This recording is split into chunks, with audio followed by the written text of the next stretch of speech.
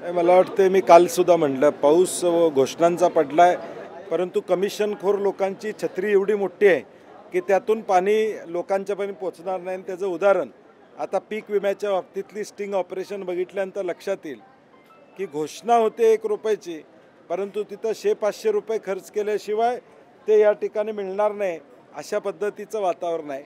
आणि म्हणून पोकळ घोषणा, कालचा अर्थसंकल्प बघितल्यानंतर पोकळ घोषणा या अर्थसंकल्पामध्ये दिसत आहेत. फक्त निवडणुकीचा जुमला याच्या पलीकडे या अर्थसंकल्पाकडे बघण्याचा अर्थ नाही.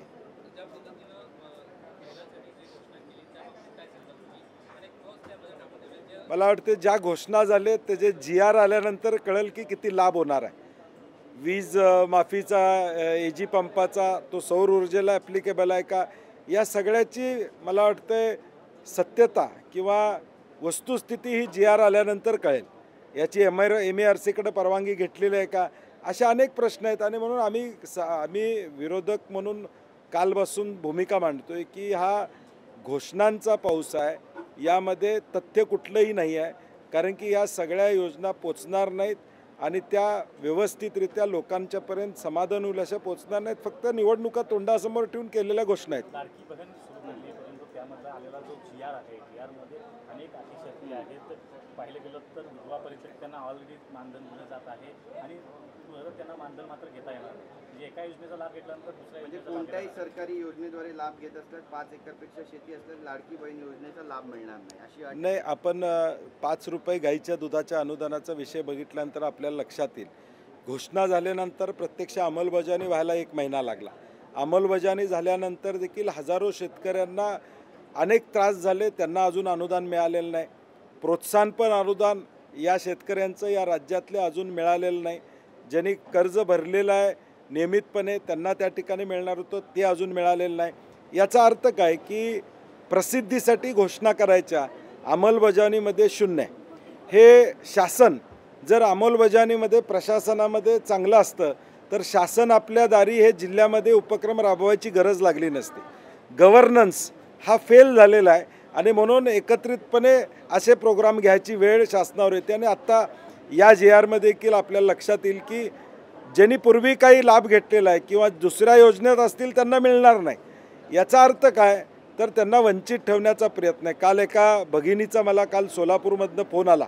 मला ती भगिनी म्हणली की या साहेब योजनांपेक्षा आमची MPSCची भरती लवकर करा, शासनातल्या नोकऱ्या आम्हाला लवकर ताबडतोब त्या ठिकाणी द्या, आम्हाला अवलंबून राहावं त्या ठिकाणी लागणार नाही, आम्हाला स्वतःच्या पायावर उभं राहायची ताकद शासनानं द्यावी हे अनुदान देण्यापेक्षा, असं एका उद्विग्नेनं एका भगिनीनं मला काल फोन केला. आणि म्हणून मला वाटतं आम्ही म्हटलं तसं या योजनांचा प्रत्यक्ष लाभ हा लोकांना मिळणार नाही, होणार नाही. 5 एकरपेक्षा जास्त जमीन, कारण आपण पाहिलं गेलं तर विदर्भ मराठवाड्यामध्ये कोरडवाहू जमीन आहे, जिथं नापीक जमीन मोठ्या प्रमाणावर नावावर असते. त्या योजनेत त्या शेतकऱ्यांना किंवा त्या घरातल्या महिलांना मोठा फटका बसेल. हा निकष जो आहे तो हटवणं गरजेचं वाटतं. नाही, मी तेच म्हणलं ना, अटी आणि शर्ती एवढ्या आहेत की त्याचा लाभच मिळणार नाही. त्याचबरोबर आज नुकसान भरपाईमध्ये देखील हीच परिस्थिती आहे. NDRFचे नॉर्म असले तरी SDRFचे नॉर्म तुम्हाला बदलायला हरकत नाही. 3 हेक्टरच्या ऐवजी अजून पुढं जावा. विदर्भात, मराठवाड्यात अनेक ठिकाणी लँड होल्डिंग जास्त आहे, तिथं नुकसान ज्यावेळी होतं त्यावेळी ते प्रत्यक्ष लाभ त्यांना मिळत नाही. आणि म्हणून ह्या अटी आणि शर्ती एवढ्यासाठीच आहे की योजना पोचू शकत नाही. काल इकॉनॉमिक सर्व्हेमध्ये 22 ते 25 हजार कोटीचे प्रकल्प सुरू आहेत असं सांगण्यात आलं. त्याला तरतुदी या बजेटमध्ये किती आहेत, त्या तरतुदीतून ते प्रकल्प पूर्ण होणार आहेत का. आणि म्हणून हे फक्त आम्ही सातत्यानं म्हणतो की निवडणुका, लोकसभेचा फटका याचा परिणाम या अर्थसंकल्पावर आहे.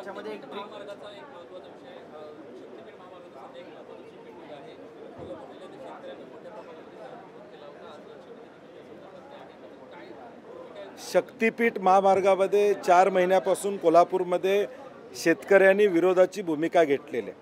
मला पहिल्यांदा स्पष्ट करायचं आहे की कोल्हापूरमध्ये नॅशनल हायवे गेला, त्याचं भूसंपादन झालं, त्याला कुठल्याही शेतकऱ्याने विरोध केला नाही. रत्नागिरी नागपूर हा कोल्हापूरमधून हायवे गेला, त्याला कुठलाही विरोध झाला नाही. संकेश्वर गोवा जाणारा महामार्ग आहे, त्याला कुठेही विरोध भूसंपादनाला झाला नाही. कोल्हापूर कळे गगनबावडा हा रस्ता आता नॅशनल हायवे होतो, त्याला कुठेही त्या ठिकाणी विरोध झालेला नाही आहे. आणि म्हणून हा जो काय आत्ता शेतकऱ्यांचा आणि आमचा विरोध आहे तो एवढ्यासाठीच आहे की पॅरलल रस्ते याला आहेत. पॅरलल रस्ते असताना गरज नाही आणि शक्तिपीठावरची श्रद्धा वाढवायची असेल, प्रेम दाखवायचं असेल तर हे सगळे 27,000 कोटी रुपये हे तिथं त्या ठिकाणी खर्च करावेत. तिथल्या मंदिरांना योग्य सुविधा द्याव्यात अशी आमची अपेक्षा आहे.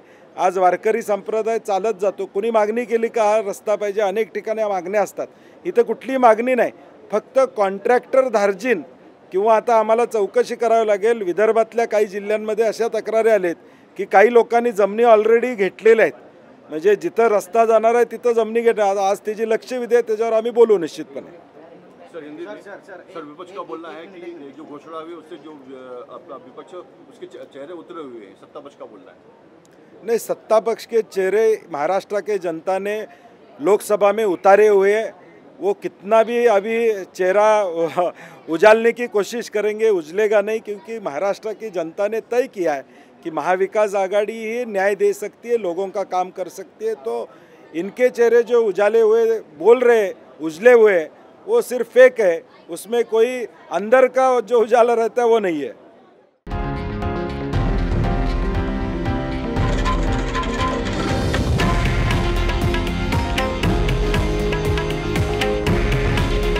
हे आहे देशातील नंबर 1 न्यूज नेटवर्क आणि आपण पाहत आहात TV9 मराठी.